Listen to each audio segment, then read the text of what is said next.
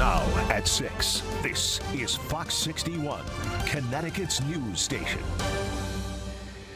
Good evening and thanks for joining us for the Fox 61 News at 6. I'm Brent Harden. And I'm Sarah Sanchez. Happening now in Meriden, West Main Street is just now reopening about a half hour ago after being closed. Police have been working all day investigating the area. The mayor confirming for us tonight it is connected to the woman police say was shot and killed near the Green on Monday night. Fox 61's Julia LeBlanc has been following this developing story for us all day. She joins us now live in Meriden. So Julia, what's the latest?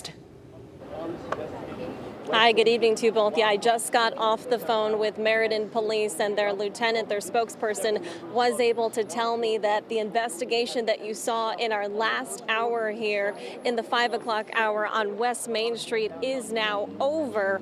Officers were focusing their attention near that downtown coffee shop building with it looks like apartments on top. You can see some officers still hanging around here, but police can tell us that that investigation has wrapped up when it comes to this street alone, but they do tell us the larger investigation is not over just yet. Police tell us they did enter into a building here with their SWAT team, and the fire department, which we also showed you in the last hour, was here to assist, to offer help with paramedics, among other things. Now, police are supposed to be coming to us shortly to give an update on what exactly this investigation was all about, but they were able to confirm that it was connected to the homicide that happened on the Meriden Green last night.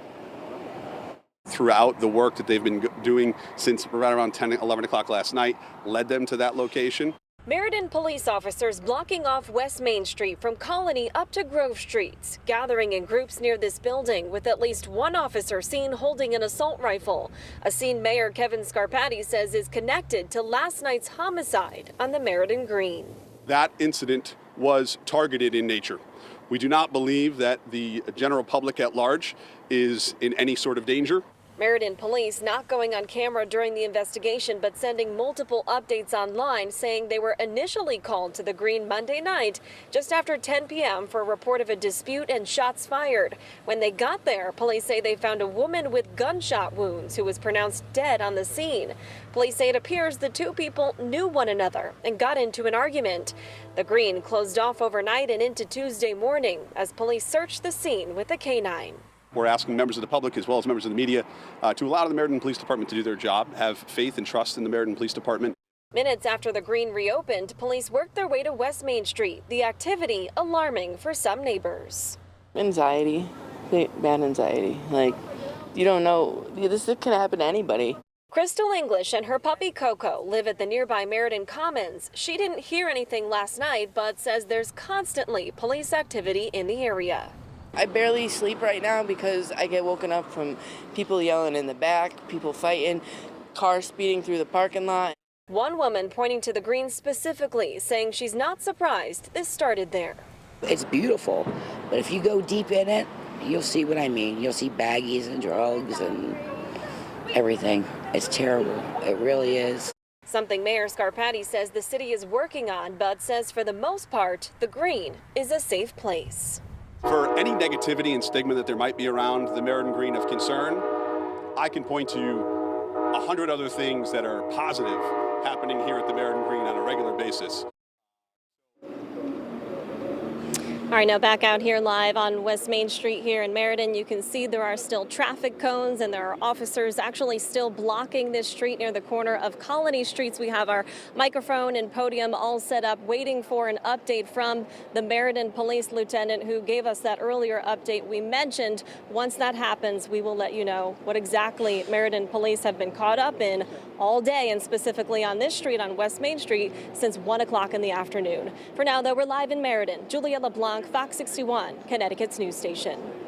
Thank you, Julia. We'll have an update for you tonight on the news at 10 and 11. Turning to the weather now, some more rain in the forecast. In fact, a few showers out there tonight. Yeah, Chief Meteorologist Rachel Frank joining us now with how this could impact you in the coming days. Rach? Yeah, I think for tonight it's really more of the same. We're looking at areas of drizzle and some fog, but we do have more showers and occasional storms in the forecast as we head through the next couple of days. So let's jump right into it. Again, tonight it's just a little bit damp, but we're not seeing any heavy rain. And I don't don't think we get any heavy rain tomorrow either. So you can go about your day without too much of an impact, but it's not going to be a pretty looking beach day. It's kind of like today in the fact that it's gloomy and that there could be an occasional light shower.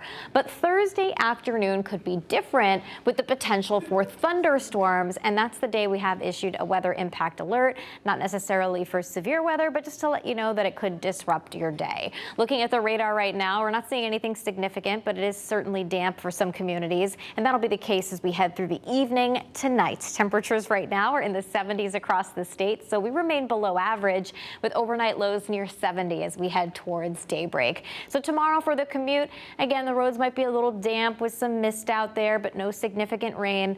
Off and on showers possible tomorrow with highs in the 70s. And then we'll watch Thursday afternoon for more numerous downpours possible. We'll get a closer look coming up.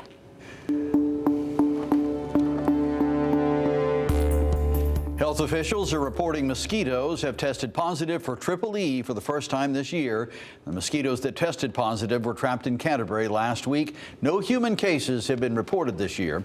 To reduce the risk of being bitten by mosquitoes, health officials say you should minimize your time outside between dawn and dusk, wear long pants and long sleeve shirts when outside, and make sure there is no standing water in your yard. Tonight, all of Connecticut's delegates for the Democratic National Convention say they'll vote for current VP Kamala Harris to be their party's presidential nominee. Fox 61 political reporter Emma Wolfhorst joins us now. So, Emma, you spoke with some of the delegates today. How are they feeling about it all tonight? Well, they're feeling really confident in Harris and saying she'll be the next party nominee. We've seen all of those delegates for Connecticut, as well as the party as a whole, really rally around Harris in the last 2 days. So far, no other contenders have thrown their hats into the ring to challenge her for the nomination. Top Democrats from D.C. all the way to those here in Connecticut are pointing to Harris as who they say is the best chance to beat former President Donald Trump in November.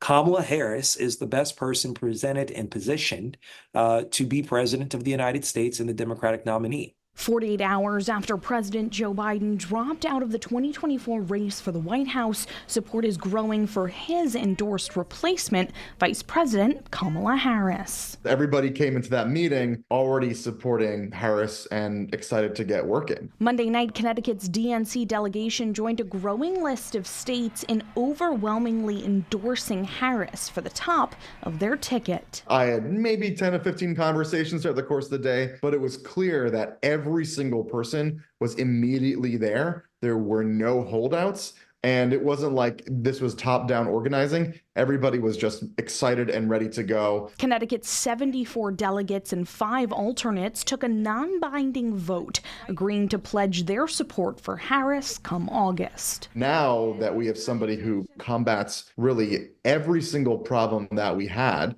and comes into this with a fresh slate, but also brings all the wins of the Biden presidency, it's just win-win for everybody. Elliott says there is incredible unity in the Democratic Party right now. According to the Associated Press's survey of Democratic delegates, Harris has enough support to win the nomination in August. She's received pledged support from nearly 3,000 of the more than 4,000 delegates, surpassing the 1,976 delegate threshold needed by any candidate to win on a first ballot. This is all non-binding, though, as delegates can still vote for any candidate of their choice during their virtual roll call before the convention in early August. We could go whichever way we wanted. As these elected individuals going to the DNC in August, we've all independently made up our minds that it needs to be Kamala Harris.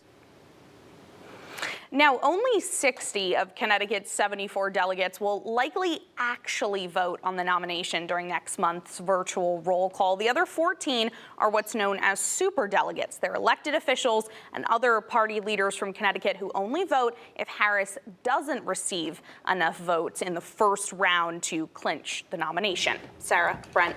All right. Thank you, Emma. Thanks, Emma. Secret Service Director Kimberly Cheadle is resigning, and the Deputy Director, Ronald Rowe Jr., has been tapped as the acting director. Cheadle was facing intense pressure from both Republicans and Democrats to step down. Senator Richard Blumenthal's reacting to that decision. The director of the Secret Service resigning was well merited and, in fact, overdue. It shouldn't have taken a congressional hearing to force the director of the Secret Service to resign. Only 24 hours ago, lawmakers grilled Cheadle on what happened at that Trump campaign rally. Fox's Rebecca Castor has more from Washington. Ma'am, you have not done your job.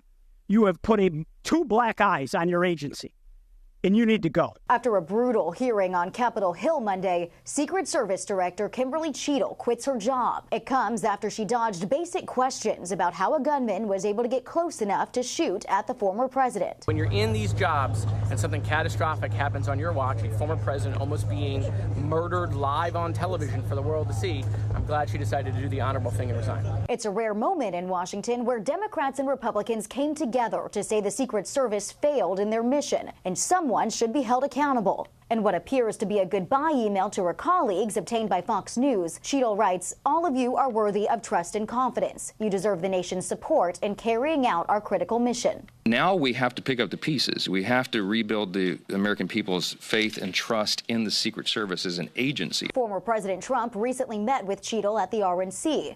Reacting to her resignation, he tells Fox News Digital, "She never gave me proper protection, so I ended up having to take a bullet for democracy."